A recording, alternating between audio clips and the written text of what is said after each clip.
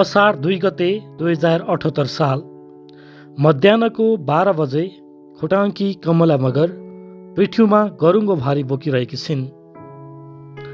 ललितपुरको बज्रबारै जङ्गलको सामुन्ने रहेको एउटा हरियाली चौरमा बन्दै गरेको सार्वजनिक शौचालयमा कमला काम गर्न आएकी छिन्। लकडाउनले हिँडडुल गर्न सकस छ। कोरोनाको कहरले मानिसहरूलाई सताइरहेका बेला कमला र उनी जस्तै अरू केही दैनिक जस्तो यसै स्थानमा काम गरिरहेका छन्। घरि छिनभरमै पानी पर्छ, घरि उग्रिन्छ। पानी पर्दा ओत लाग्ने सहारा बनेको छ चौरमै रहेको तिनको विश्रामस्थल। उनीहरू यसै गरी यही ओत लाग्छन्। काममा बाधा पुर्याउने पानीलाई गाली गर्छन्। त्यसो त काम कम भयो भनेर हरे ठेकेदारले गर्ने गालीको चिन्ता पनि उत्तिकै छँदैछ। असारको मौसम छ। खेतका गराहरूमा किलपिल किलपिल पानी छ। मानिसहरू मानो रोपेर मुरीको आसमा रमाइरहँदा कमलाहरूको जिन्दगी दुःखको पहाड फोड्दैछ। घरि इँटा बोक्नु त घरि बालुवा अनि सिमेन्ट, यस्तै गरी भरेको छाकको जोहो गर्नु नै छ।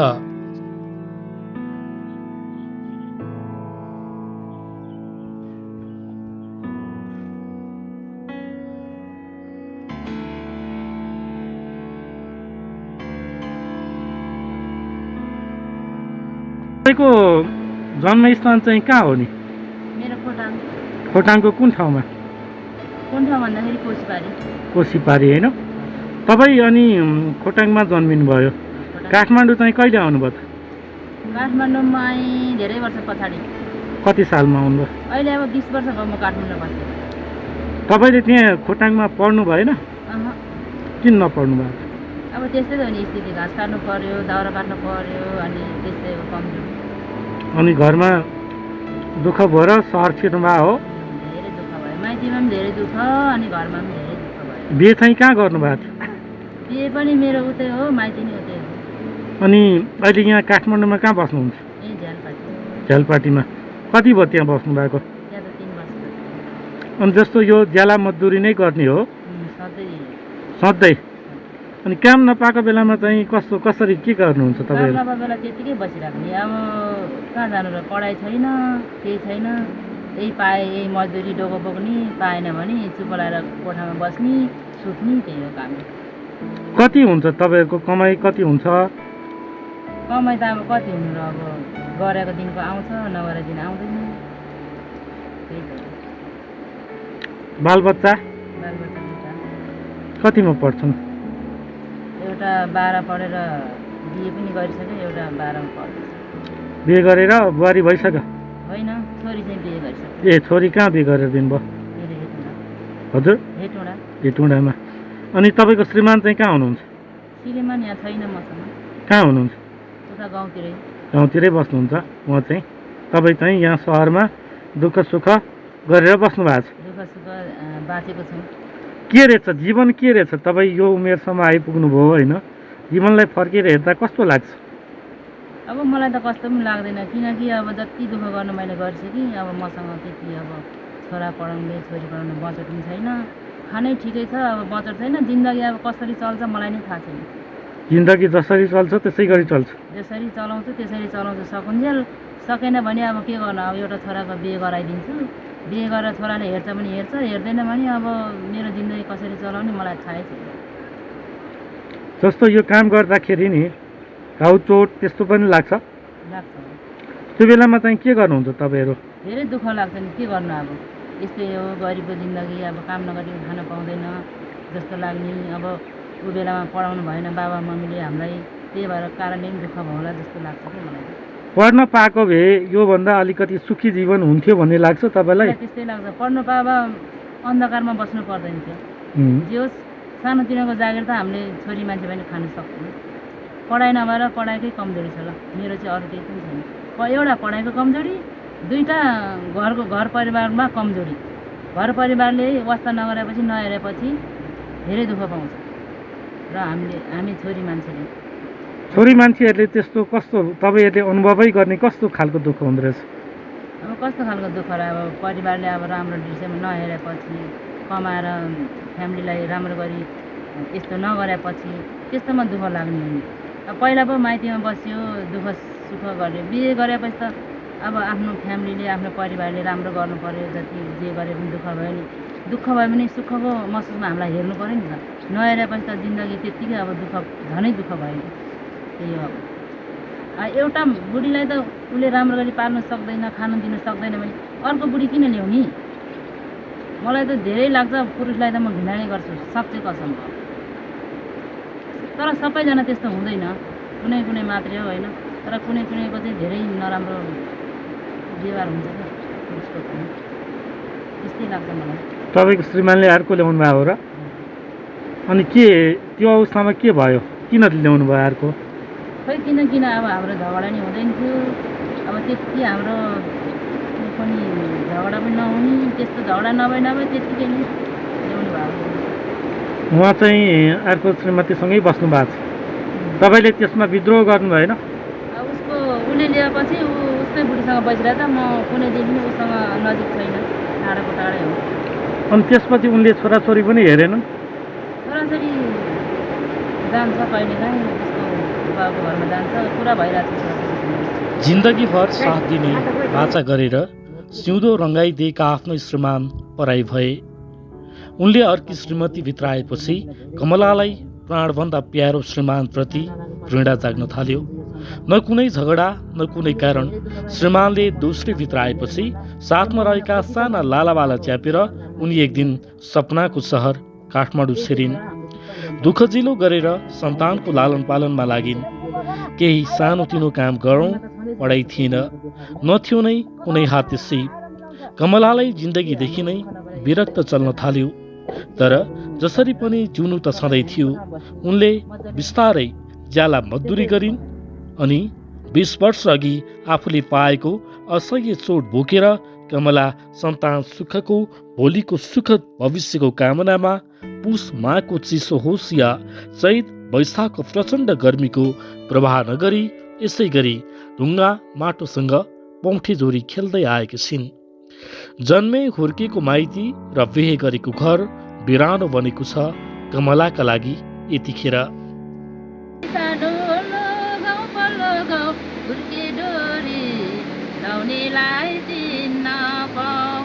तिम्रो माया हे मेरी सानो छ मलाई छ न त मेरो माया छ छैन भन त मेरो माया छ छैन भन त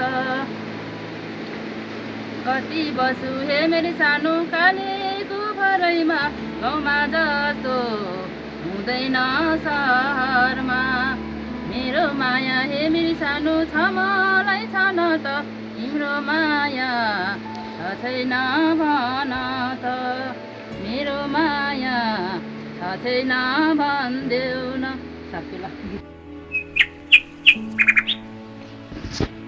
सन्तान सानै हुँदा श्रीमानले छोडेर के भो त कमला यस्ती मेहनती महिला बनेर उभिन् जसले पुरुष बिना पनि अघि बढ्न सकिन्छ भन्ने गतिलो उदाहरण समाज सामु पस्केकी छिन्। त्यसो त उनलाई अब छोरालाई सानोतिनो जागिर लगाइदिन पाए हुन्थ्यो भन्ने एउटै चाहना रहेको सुनाइन्। त्यसपछि बिहे गरिदिन्छु छोरा बुहारीका साथ बाँकी जीवन काट्ने रहर साँसेकी छिन् कमलाले। ठिकै छ अहिलेसम्म त चलिरहेछ भोलिको दिनमा चाहिँ मलाई नै थाहा छैन। भोलि के हो होइन कसले भन्छ र? के हो भोलिको दिनमा थाहा छैन। त्यही हो मेरो त सोचाइ एउटा छोराको प्रतीक्षामा छु जे गर्छ त्यसैले गर्छ अरू म के भन्नु। आधी उमेर हाँसीमा बित्यो आधी उमेर त अब डोको दैमा बितेछ। अब भोलिको दिनमा न पलासी टिप्नु हुन्छ न मान्छेको मागेर खाने हुन्छ त्यो त के थाहा छ कसलाई के कसैले पनि थाहा छैन। मेरो चाहिँ सोचाइ थियो अब नसक्ने बेलामा डोको बोक्नु नसक्ने बेला अब यसो पाले साले बस्नलाई यसो स्कुलतिर बोर्डिङतिर कसै पाउँला भन्दाखेरि आफ्नो पढाइ छैन अब के गर्नु त्यही त हो नि अब सोचाइ धारा।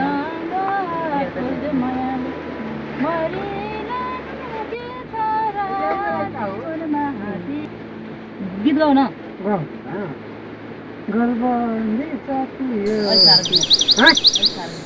के साह्रो ठुलो आवाजमा उम्, गलबन्दी जाति यो तिम्रो तानेर है गलबन्दी जाति यो तिम्रो यसको आगे आउँदैन त के गाउँ अगाडि आउनेलाई गाउँ न तेरि त यो भाइ त हजुरहरूको टेबलमा राख्नुको लागि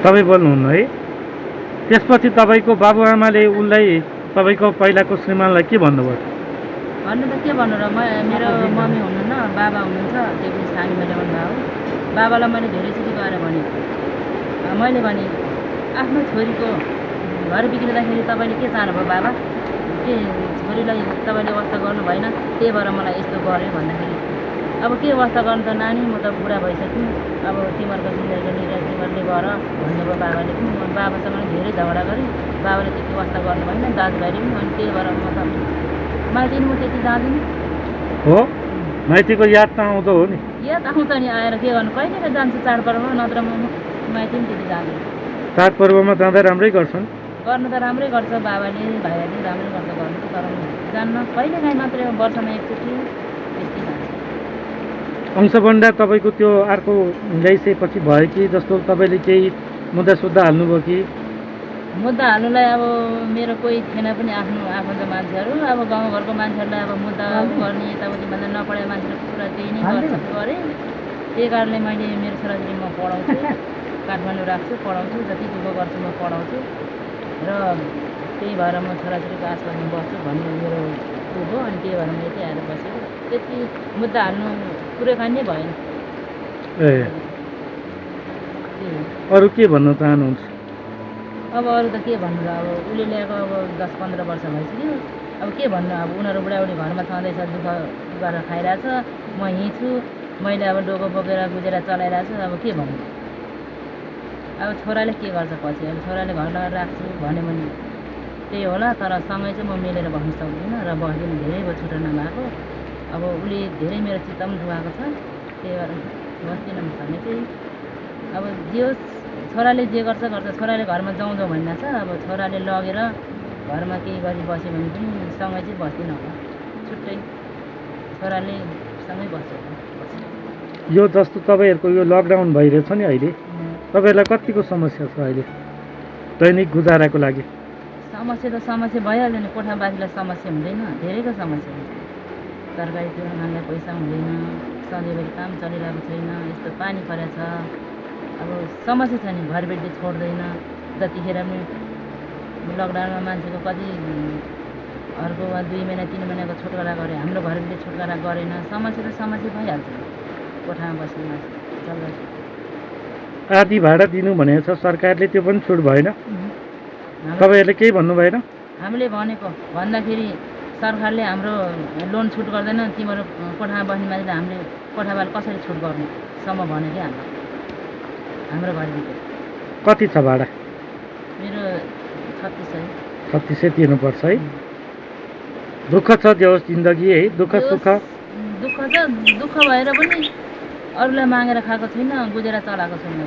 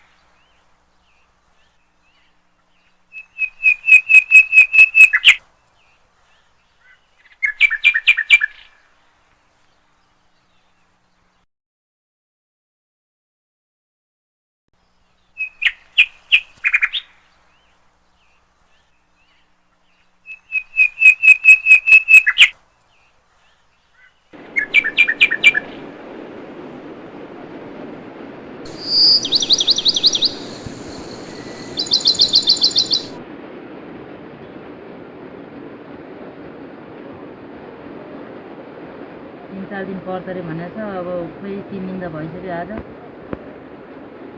भन्नु त तपाईँको चाहिँ इन्द्रजित प्रसाद घर चाहिँ कहाँ रे? पुरै अनि तपाईँ चाहिँ काठमाडौँ आउनुभएको कति वर्ष भयो? 5 वर्ष भयो। 5 वर्ष भयो होइन?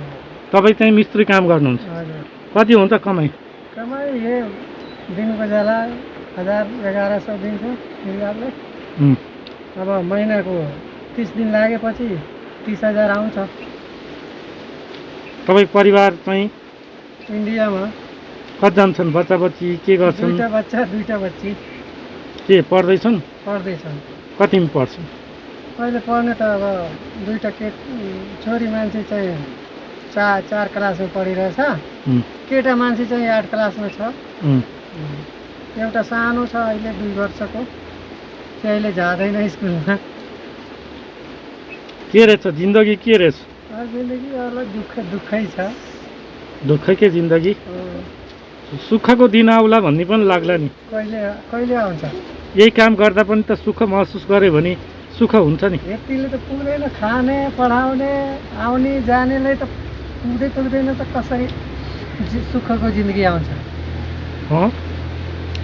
अनि तपाईँ गीत पनि गाउनुहुन्छ भन्ने सुनेको थिएँ मैले। सुनेको थियो, गाउने त आउँदैन त। तपाईँहरूकोतिरको जस्तो एउटा गीत गाइदिनु न। कस्तो गीत गाउने? तपाईँहरूको गीततिर जस्तो गीत गाउँछ त्यस्तै। ए अब मलाई लाज लागिरहेछ नगाउने। किन? त्यस्तै। किन लाज मान्नु पऱ्यो र? गीत चाहिँ छोडौँ न, यति भयो भने पुग्यो नि त। गीत गाउ न। के गाउँ? ल दुईजना मिलेर गाउनु होला। दिदी गीत गाउँछ? म कस्तो गीत गाउनु? जे पनि गायो भने गाउँ न। तिमी चाहिँ म के गफ गरौँ? यो पानी पर्ने बेलामा पानीमा काम गर्ने पाउँदैन, के गर्ने पाउँदैन। काम गर्न बाहेक चुप लगाएर बस न। हिँड्ने कुर्सीमा बसेर खाना आउँछ भने किन गर्नु पर्छ? यहाँ कुर्सीमा बसेर खाना मिल्छ? मिलिहाल्छ। कसरी मिल्छ? घरतिर खेतीपाती गर्ने। अहिले ठिकदार देख्यो भने भन्छ कराउँछ, पानीमा पराएर के गर्नु? भन्छ काम नगरेको बेला कहाँ हराउँछ। यस्तो भन्छ। धान रोप्नु त? धान रोप्ने त हामीहरूको कामै छैन त, के गर्नु?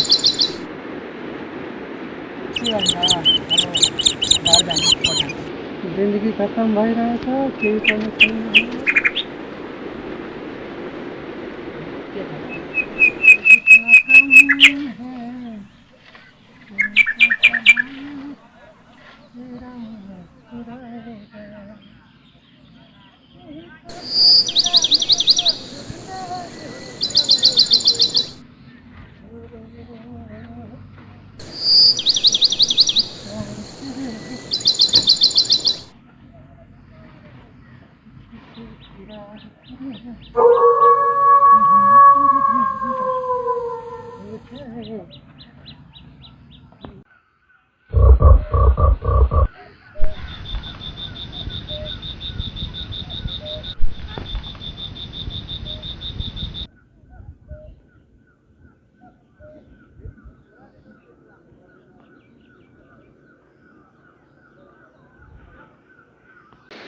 ताली बजाऊ। यहाँ म गीत गाउनु सुरु गर्छु।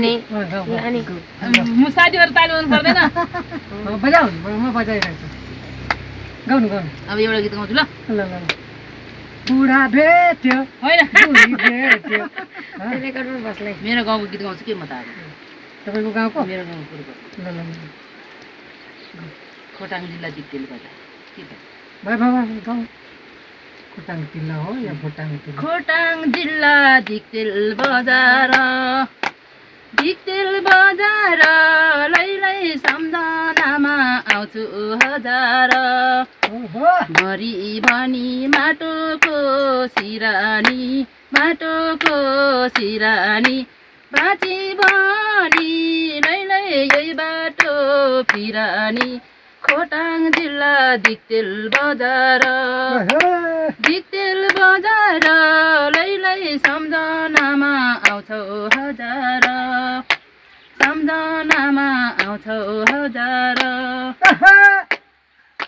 शीतल भयो बरपिपल छायाले छोडी गयो काम यो पापी मायाले खोटाङ जिल्ला धितेल बजार लैलै सम्झनामा आउँछौ हजार सम्झनामा आउँछौ हजार पानी पर्यो औलेको पातैमा लान्छौ भनी कान्छा जाँदैछु साथैमा खोटाङ जिल्ला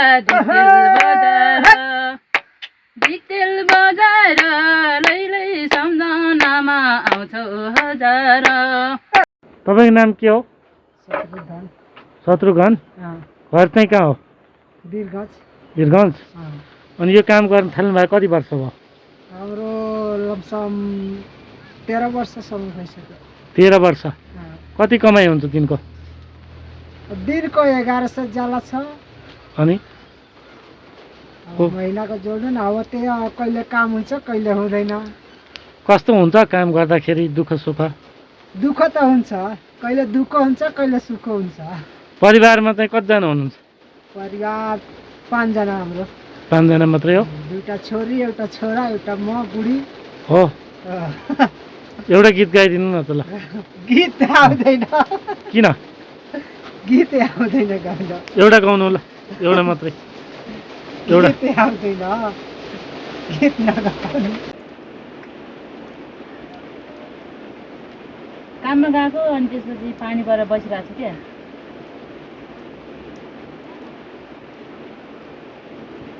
परेर आज 3 दिन भयो, त्यता परेको छैन बौद्धतिर।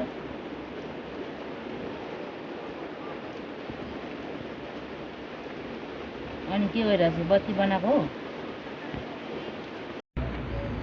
हजुरलाई जाडो भोला मेरो पछ्यौरी लिसो आउने र जानेले पछि लाग्यो लजाउने बानीले हावा चिसो चिसो।